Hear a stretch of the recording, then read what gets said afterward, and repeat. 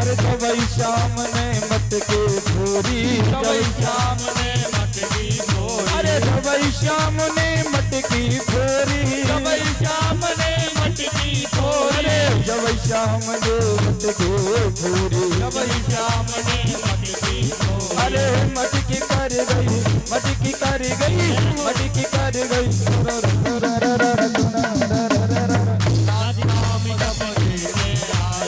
राधा श्याम सपने में आए,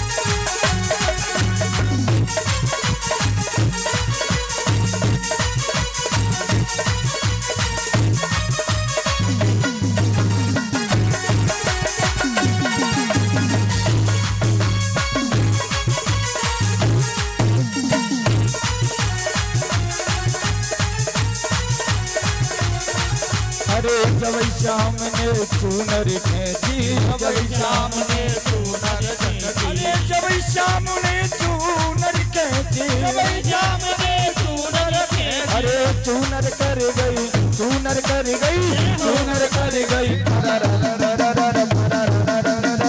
आज शाम सपने में आए, राधा श्याम सपने में आए, धैया पी गए, धैया पी गए, धैया पी गए। राधा श्याम सपने में आए, अरे जबई शाम ने भैया पकड़े, जबई शाम ने भैया पकड़ी, मस्ताना भैया जबई शाम ने भैया पकड़ी, जबई शाम ने भैया पकड़ी, जबई शाम ने भैया पकड़ी, जबई शाम ने भैया पकड़ी, अरे भैया कर गई, भैया कर गई, भैया कर गई। रात शाम सपने में आए, रात शाम सपने में आए, रात शाम सपने में आए, रात शाम सपने में आए, अरे रात शाम सपने में आए, रात शाम सपने सपने में आए। बोले माखन चोर चुरैया की जय हो। जय जय श्री राधे श्याम। तो देखिए भगवान की लीलाएं तो अनंत हैं। एक बार ऐसा हुआ,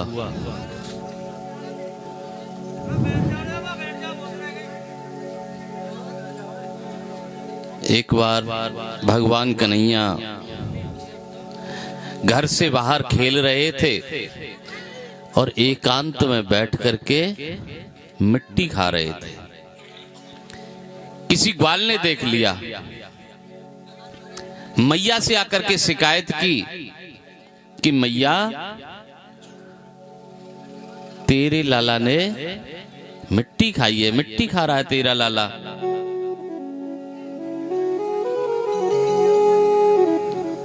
मैया पहुंची जल्दी से,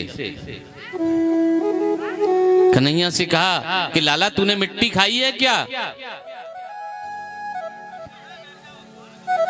तो कन्हैया ने कहा कि मैया ये सब झूठ बोलते हैं, मैंने मिट्टी खाई नहीं। ना हम बच्चतावानंब सर्वे मिथ्या विशंसिनः, यानी लाला ने कहा मैंने मिट्टी नहीं खाई, मैंने ब्रजरज खाई है। देखिए ब्रजरज कोई मिट्टी नहीं है। और तुलसी जी कोई सामान्य वृक्ष नहीं है, कोई सामान्य वनस्पति नहीं है। और गंगा जी कोई सामान्य नदी नहीं है। तो मैया ने कहा कि लाला तूने मिट्टी खाई? बोले नहीं तो खाई। मैंने कहा खाई, देख लो। बोले मुंह खोल करके दिखाओ ना। बोले मैया मैं कह रहा हूं मैंने नहीं खाई। बोले नहीं नहीं लाला मुंह तो खोल। और जैसे ही कन्हैया ने मुंह खोला, पूरा संसार नजर आने लगा कन्हैया के मुंह में। मैया ने देखा अनेकों सूर्य, अनेकों चंद्र, नक्षत्र भगवान बालकृष्ण के मुंह में नजर आने लगे मैया को। मैया देखते देखते बेहोश हो गई, धड़ाम से गिर गई। कन्हैया ने मां से कहा कि मैया क्या हो गया?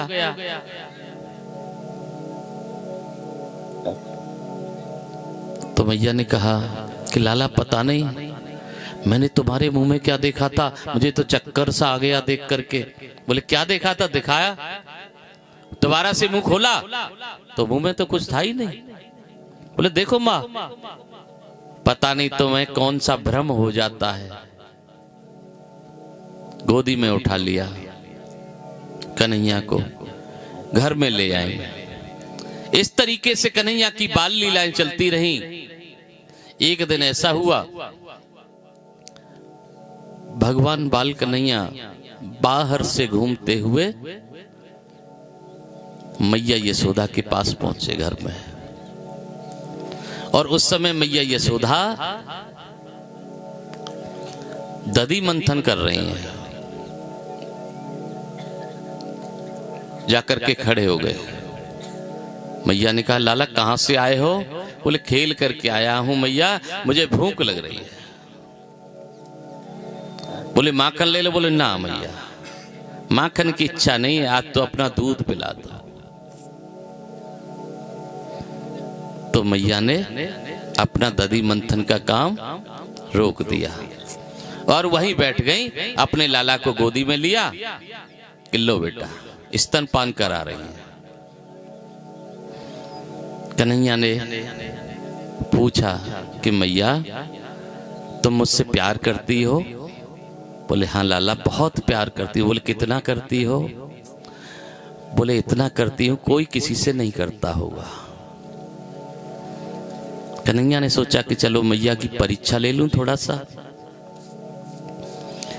आंगन के दूसरे कोने में दूध गर्म होने के लिए रखा हुआ था। अग्निदेव से कहा कि जरा जोर लगाओ, दूध को बाहर निकालो। और जैसे ही दूध उफरने लगा तो खुशबू आई मैया को। दूध की ओर नजर गई और कन्हैया को गोदी में से उठाकर धड़ाम से नीचे गिरा दिया। अरे मेरा तो दूध निकल गया।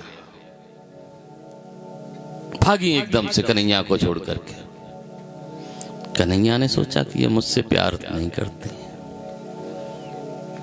इनको दूध कितना प्यारा है, मुझे गिरा दिया नीचे। और दूध को संभालने के लिए चली गई और वहीं पर एक पत्थर का टुकड़ा पड़ा हुआ था और सवा मन दही का जो पात्र था और कन्हैया ने उसको फोड़ दिया।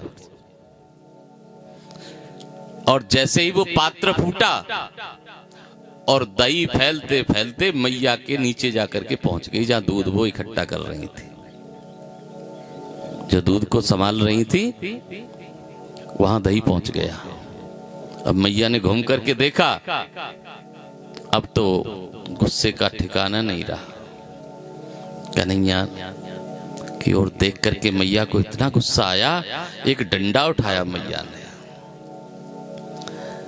और कहने लगी कन्हैया, ये गोपियां रोज कहती थी ना, शिकायत करती थी कि हमारी मटकी को फोड़ देता है, तो सही कहती है।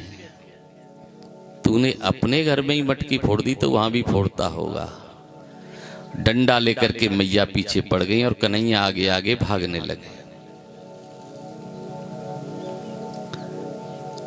लेकिन मैया के हाथ नहीं आ रहे।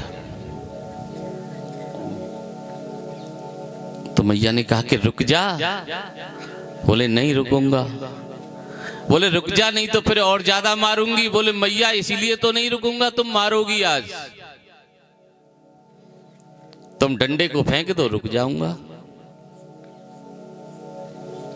तो मैया ने झूठे को डंडा पास में फेंक दिया कि आ जा। अब मैया सोच रही हैं ये पास में आ जाए तो इसकी मरम्मत आज अच्छी बनाऊंगा। और कन्हैया सोच रहे हैं देखो जीव कैसा है, भगवान को भी पीटने के लिए आतुर है। भगवान भक्त के बस में होकर अपने नियम बदलते देखा, भगवान को नियम बदलते देखा है। भगवान प्रेम के वशीभूत हो जाते हैं। भगवान ने सोचा चलो कोई बात नहीं, लौट करके आए, कहा मैया मैंने वो फोड़ी नहीं थी, पता नहीं मैं तो उधर देख रहा था तो अपने आप फूट गई। बोले अच्छा, बोले हाँ मैया सही कह रहा। बोले चल तो सही घर। अब डंडा उठा लिया और हाथ पकड़ लिया, खींच करके ला रही है। रास्ते में गोपियां जा रही थी, उन्होंने कहा कि मैया क्या कर दिया कन्हैया ने?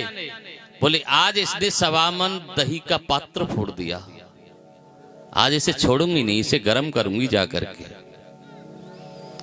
तो कई गोपियां इकट्ठी हो गई, मैया से कहने लगी मैया छोड़ दो कोई बात नहीं है, अरे छोटा सा बालक है, गलती हो गई होगी, छोड़ दो। बोले नहीं छोड़ूंगी। तो गोपियों ने कहा कि कितना दही था? बोले 1.25 मन था। बोले हम 2 मन दही दे देंगी, कन्हैया को छोड़ दो, छोड़ दो। बोले नहीं छोड़ूंगी, तुमने ही तो इसे सर पर चढ़ा लिया है, आज छोड़ना नहीं है इसे। गोपियों ने बहुत मन्नतें की, लेकिन कन्हैया को अंदर ले जाकर के कुंडी लगा दी और वहां ऊखल से बांध दिया, एक रस्सी लेकर के कन्हैया को बांध दिया उससे, और अपने दही को संभालने में लग गई। कन्हैया ने सोचा कि मैया ने तो बांध दिया कि चलो कोई बात नहीं है, लेकिन इसमें भी मुझे कुछ करना है। तो नंद बाबा के आंगन में यमला अर्जुन के 2 पेड़ हुआ करते थे। भगवान बालकृष्ण ने जो ऊखल को खींच करके दोनों पेड़ों के बीच में फंसा लिया, और जैसे ही जोर लगाया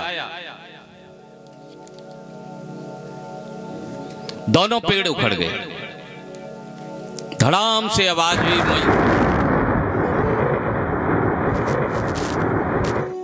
मैया एकदम से दौड़ते हुए आई, अरे मेरे लाला को क्या हो गया? तो इतनी ही देर में क्या हुआ, जो यमला अर्जुन के पेड़ थे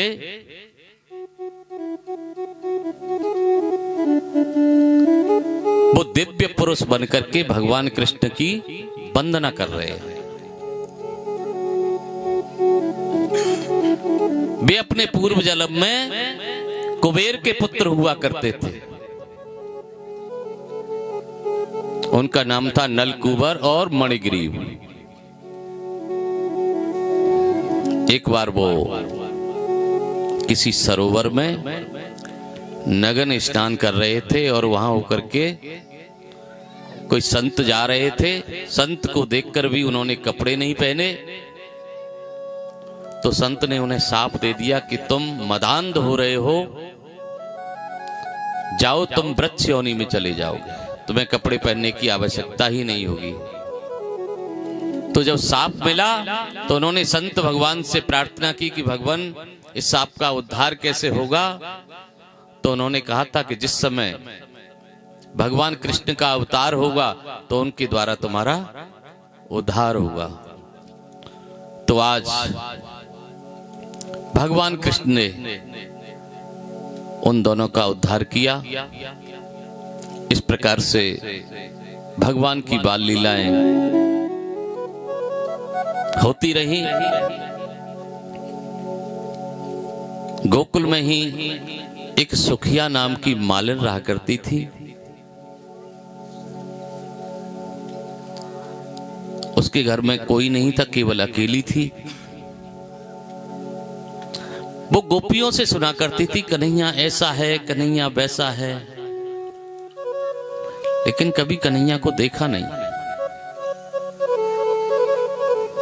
कभी कन्हैया को उसने देखा नहीं था। तो सुखिया मालिन ने गोपियों से कहा कि कन्हैया कहाँ रहता है? बोले 24 घंटे तो बाहर ही घूमता रहता है। बोले मैंने तो कभी नहीं देखा। तो एक संत के पास गई,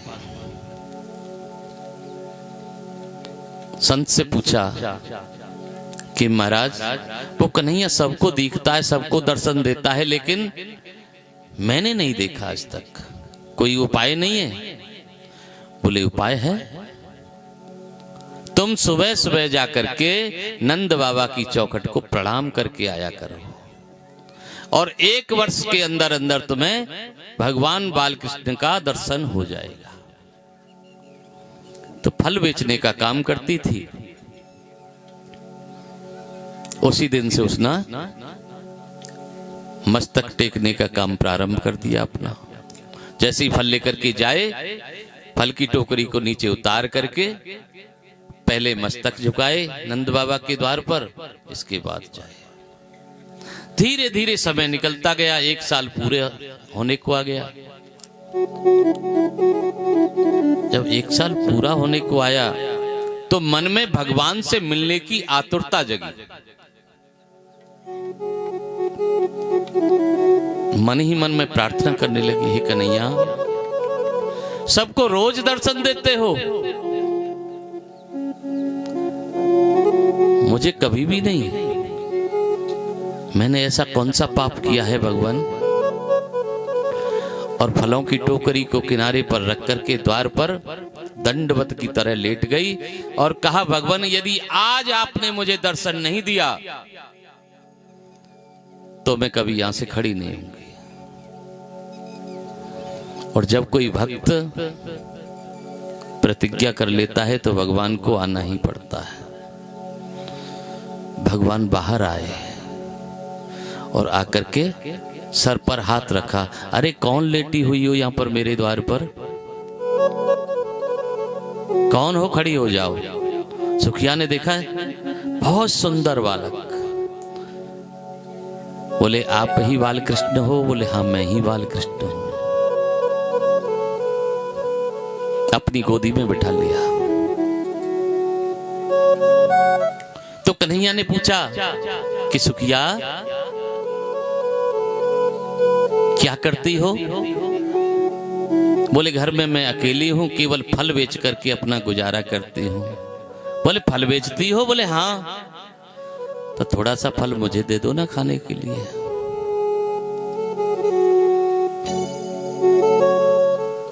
मालिन ने कहा, कन्हैया मैं फल बेचती हूं, फ्री में दूंगी तो फिर मैं क्या खाऊंगी? बोले अच्छा। तो दौड़ करके गई अंदर, थोड़ा सा, दोनों हाथों में छोटे छोटे हाथ हैं, थोड़ा थोड़ा चावल लेकर के आए, दोनों हाथों से उसकी टोकरी में डाल दिया, ये लो अब तो दे दो। तो सुखिया मालिन ने वो फल निकाल करके कन्हैया को दे दिए। ले लो कन्हैया, कितना चाहो जितना ले लो। दर्शन करके तृप्ति हो गई और लौट करके आ रही है घर। मन में सोचते आ रही है कि मैंने कन्हैया से फलों का मोल मांग लिया, पर मैं भी क्या करती, खाऊं क्या? मुझे मांगना नहीं चाहिए था कन्हैया से, लेकिन क्या करूं प्रभु।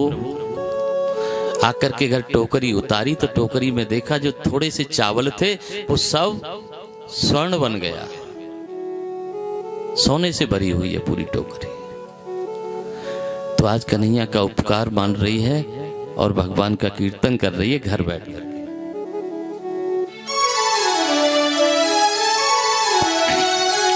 बोली वृंदावन बिहारी लाल की जय। तुम ब्रजवासी हो, ब्रजवासी ऐसे थोड़ी ना लगा मैं जयकारो, दोनों हाथ उठा करके लगाते हैं, सीधे हाथ उठाओ दोनों, पीछे बैठो, व्हाट्सएप पर थोड़ी ना कहनी पड़ेगी। बोल वृंदावन बिहारी लाल की। और सभी भक्त कीर्तन बोले,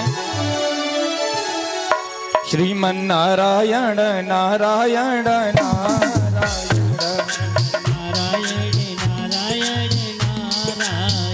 भजमन नारायण नारायण नारायण भजमन नारायण नारायण नारायण श्रीमन नारायण नारायण नारायण भजमन नारायण नारायण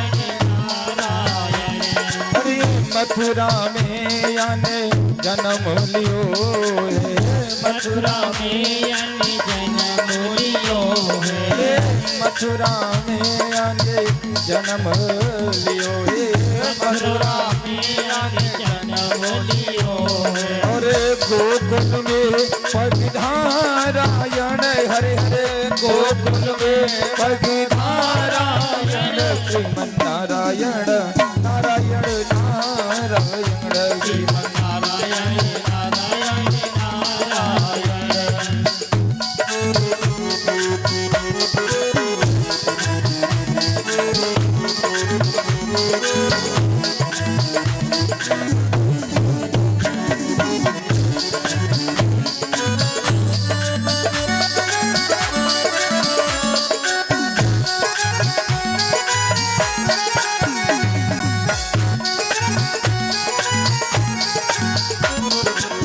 गज और ग्राह लड़े जल भीतर, गज और ग्राह लड़े जल भीतर, गज और ग्राह लड़े जल भीतर, गज और ग्राह लड़े जल भीतर। लड़त लड़त गजहारायण हरे हरे, लड़त लड़त नारायण श्रीमन्नारायण नारायण नारायण। नारायण नारायण नारायण। अरे जोवर सूण रही जल ऊपर, जोवर सूण जल ऊपर, अरे जोवर सूण रही जल ऊपर, जोवर सूण रही जल ऊपर। हर प्रभु का वो नाम उच्चारायण हरे हरे, प्रभु का नाम उच्चारायण श्रीमन्नारायण नारायण नारायण श्रीमन्नारायण नारायण नारायण।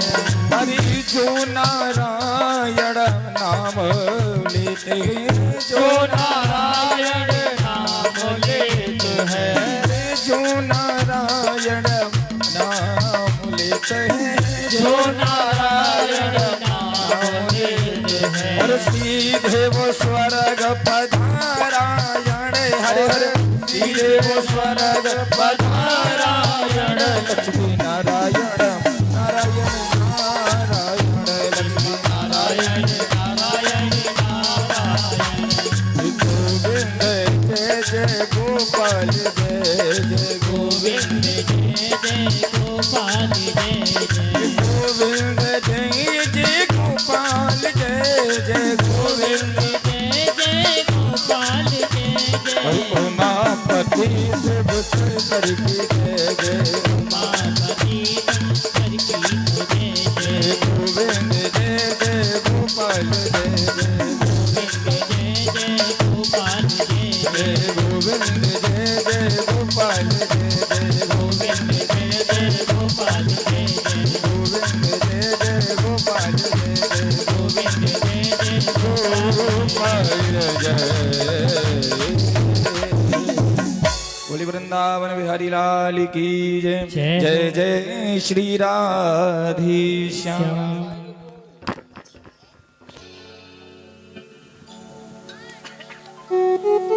तो सुखदेव जी महाराज परीक्षित जी को कथा सुनाते हुए कहते हैं कि राजन, अब बाल कृष्ण थोड़े थोड़े बड़े हो रहे हैं। फोन आवे बता बैठे हैं, थोड़े बड़े होते चले जा रहे हैं।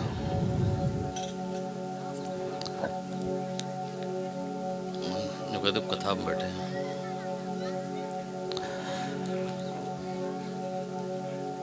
तो कन्हैया नंद बाबा से कहते हैं कि बाबा अब मैं बड़ा हो रहा हूं, आपके साथ गाय चराने के लिए चला करूं।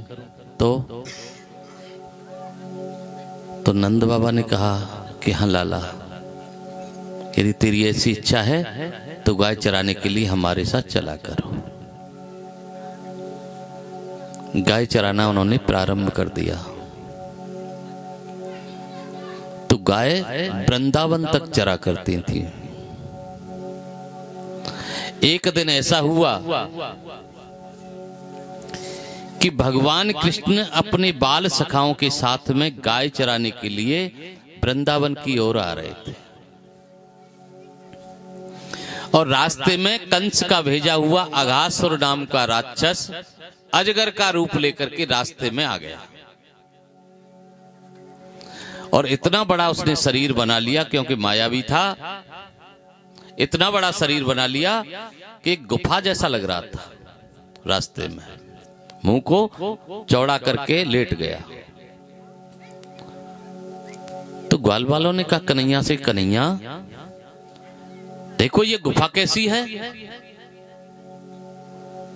पहले तो आज तक हमने कभी नहीं देखी। तो कन्हैया ने कहा तुम्हें क्या लेना देना है, हमारी गाय जा रही है सीधे और गायों के साथ साथ चलेंगे। बोला कन्हैया इस गुफा में घुस करके देखेंगे क्या है, क्योंकि ग्वाल वालों को पता है यदि कन्हैया हमारे साथ है तो हमारा कोई कुछ बिगाड़ने वाला नहीं। कन्हैया ने कहा ऐसी इच्छा है तो चले जाओ। बोलना कन्हैया तुम हमारे साथ चलो। बोले अच्छा तो चलता हूं। तो कन्हैया के साथ ग्वाल वालों ने प्रवेश किया उस अजगर रूपी गुफा में, अघासुर के उदर में। अब जैसे ही उन्होंने प्रवेश किया और अघासुर ने अपना मुंह बंद कर लिया अचानक से, तो ग्वालों ने कहा अरे कन्हैया अंधेरा हो गया गुफा में, ये क्या हो गया, गुफा का तो द्वार ही बंद हो गया। तो कन्हैया ने कहा कि मुझे पता था ये कौन है। भगवान ने अपने शरीर को इतना बढ़ाया कि अघासुर का शरीर फट गया और सभी ग्वाल बाहर आ गए और आगे गाय चराने के लिए चले गए। और जैसे भोजन का समय हुआ तो सभी ग्वाल वालों ने कहा कन्हैया से, कन्हैया चलो भोजन करते हैं। साथ ले गए थे, सभी ने अपने अपने भोजन खोले, लेकिन कन्हैया तो भोजन लेकर के जाते ही नहीं थे। तो सभी ग्वालों ने एक गोला बना लिया, गोले में बैठ गए और अंदर बीच में कन्हैया को बिठा लिया। तो सभी अपने भोजन में से एक एक ग्रास कन्हैया को भोग लगा रहे हैं अपने हाथ से। कन्हैया सबका एक एक ग्रास ले रहे हैं और उन्हीं ग्वालों में मधुमंगल भी था। मधुमंगल भी कुछ लेकर के नहीं गया। तो जैसी मधुमंगल पर नजर गई कन्हैया की तो मधुमंगल से कहा कि मधुमंगल तू अपने घर से कुछ नहीं लाया क्या? बोले कन्हैया मैं तो कुछ भी नहीं लाया। बोले क्यों नहीं लाया? ऐसा करो अपने घर जाओ, मेरे लिए कुछ लेकर के आओ। बोले कन्हैया तुम कह रहे हो तो जाता हूं। दौड़ता दौड़ता मधुमंगल घर पहुंचा, अपनी मां से कहा पूर्णिमा से कि मैया आज कन्हैया ने हमारे घर से कुछ खाने के लिए मांगा है, कुछ अच्छा सा दे दो। लेकिन घर में तो कुछ था ही नहीं। मैया ने कहा कि लाला थोड़ी सी छाछ रखी हुई थी, किसी के घर से मांग करके लाई थी। छाछ को एक मिट्टी के बर्तन में डाल करके कह दिया कि जाओ कन्हैया को दे देना, वो तो प्रेम के भूखे हैं। मधुमंगल उस छाछ के बर्तन को लेकर के आ रहे हैं और मन में सोचते हुए आ रहे हैं कि कोई मिष्ठान ले गया, कोई पूड़ी ले गया, कोई पुआ ले गया कन्हैया को, लेकिन मैं छाछ लेकर के जा रहा हूं तो कन्हैया शायद कहें न कहें कुछ, लेकिन ग्वाल वाल मेरी हंसी उड़ाएंगे कि कन्हैया के लिए छाछ लेकर के आया है। क्या करूं?